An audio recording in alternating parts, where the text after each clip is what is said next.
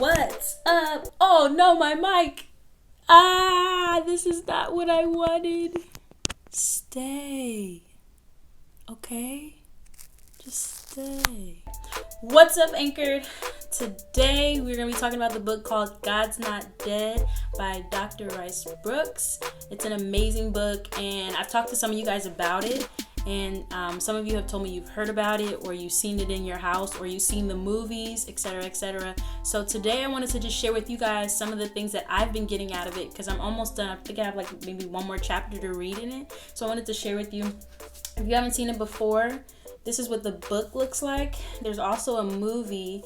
The movie is different from the book. It's like inspired by the book, but it's different from the book. So yeah, God's Not Dead, great book. You should read it if you've seen it lying around your house. So I've been taking notes while reading it, because for me it's like an opportunity to learn how to defend my faith.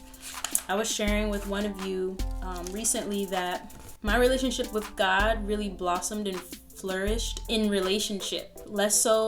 It was less so facts. There were some facts involved, things that I saw that to me proved the existence of God. That wasn't necessarily what encouraged me to submit to lordship, what encouraged me to live my life in such a way that says God exists, right?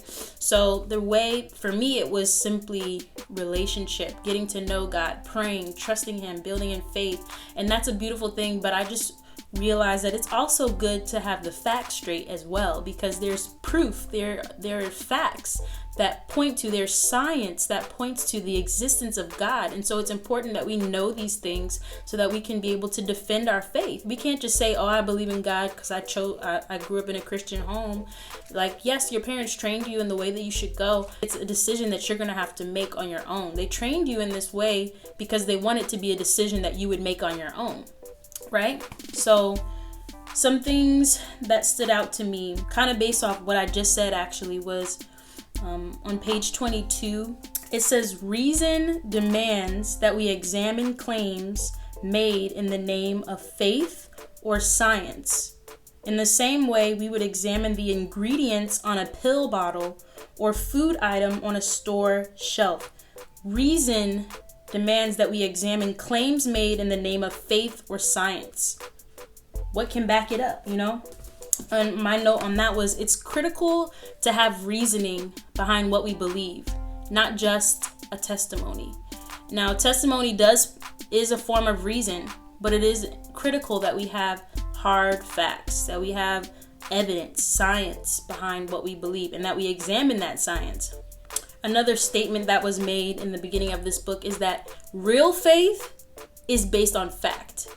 Real faith is based on fact. So know the facts. Faith involves reasoning. God has a track record. This was my own personal note.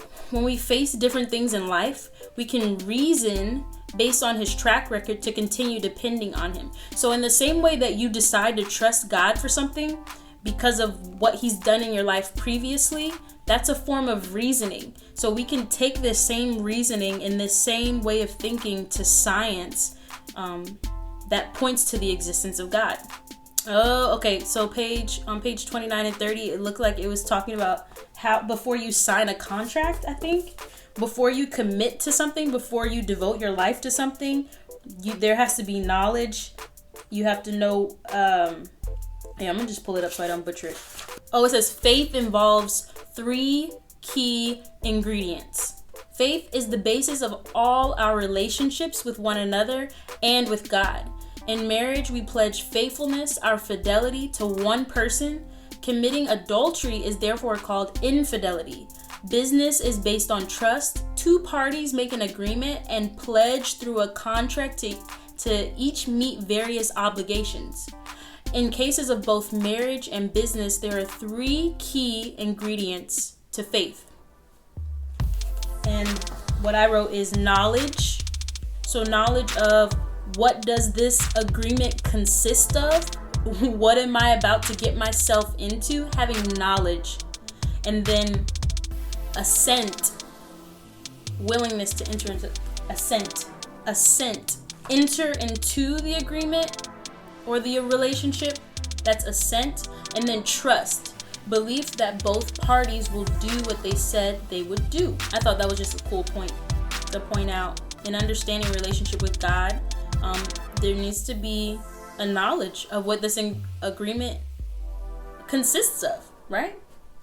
So that can include the facts and the things that point to the existence of God. Oh, I like this note, as sound reasoning can restore your faith.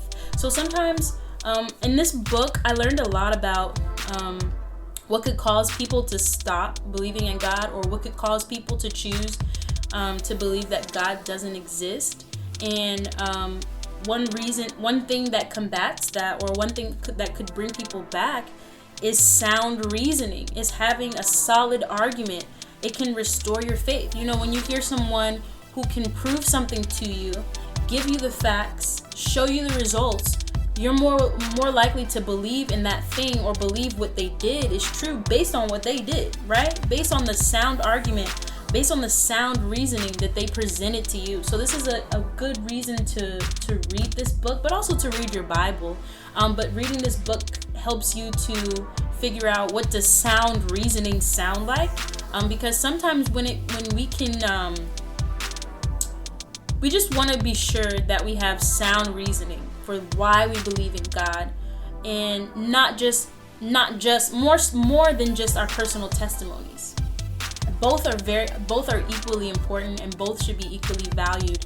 And I don't think that we spend enough time investing in that sound reasoning, your testimony, and also the facts.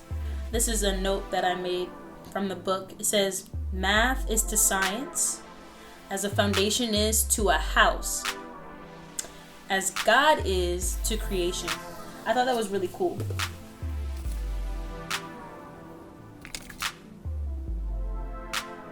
Oh, there's one part that says, that speaks to how some people say, like, well, if there's a God, why is there evil?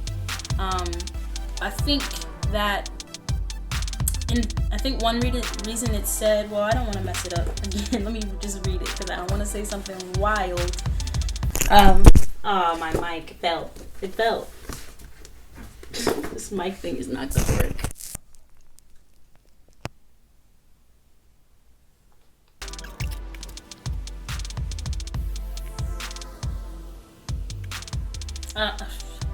I don't want to say something crazy, so you just have to read the book. But the arguments are sound. I have to read it again because it's a lot of stuff, but it helps to answer that one question about, like, well, if God exists, then why is there evil?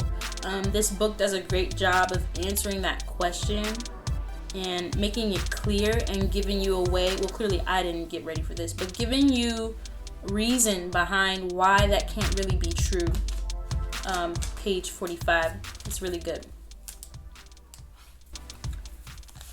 So it's a really great book. It'll really help you to understand the facts behind your faith, the reasoning behind what you believe.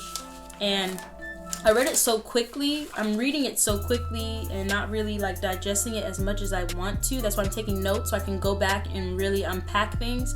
But it's just like, it's so good. It's so good. Like, point after point that is made is like, wow, I didn't think about that. Wow, I didn't think about that. And it's just really, it's a good book to read. Right now, the most recent thing that I read is basically like all the things that were kind of like started by the church. All the things that were started by the church and things that the Bible was falsely accused of inspiring. But things that were inspired by the church. Let's just read it straight. I think it's The Grace Effect, chapter 9. So, dignity of life, the value of life, the protection of children, elevation of women, abolition of slavery, education, charity, actually is the Greek word. It comes from the Greek word agape, which means love, serving the less fortunate, care for the sick, Jesus says in several places to care for the sick, to go to them, to tend to them, to help them. You know the story of the Good Samaritan. This is something that Jesus preached, caring for the sick. Ethnic unity. The Bible, on the other hand, states clearly that God made the nations from one blood. Oftentimes we see racism amongst us, but in the Bible it says that God created us from one blood. We're unified. Liberty and freedom, strong, serving the weak. So that's just a little taste of God's Not Dead, why it's a good book. If you've seen the book around the house, or if you want to buy it, do that. It's good, especially while you're just, what are you doing? It's just a lot. But I encourage you, if you have the opportunity to read that book, to read it and really take notes. And you might have to read it more than one time, to be honest, because it's a lot of stuff. It's a lot of research. This is written by a doctor, right? So it's a lot of information that he's kind of condensed, and it's really good because he uses stories, quotes from well-known people, his own life story, interactions he's had with people. So check out the book. Let me know what you think about it, what your favorite chapter is, what you learned from it. And yeah.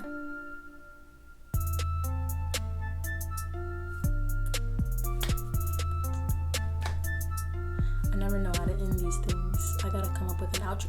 That's why somebody needs to write a tagline or something so I can have a nice fade out in my background and I have to be awkwardly like, thanks for coming to the weekly word.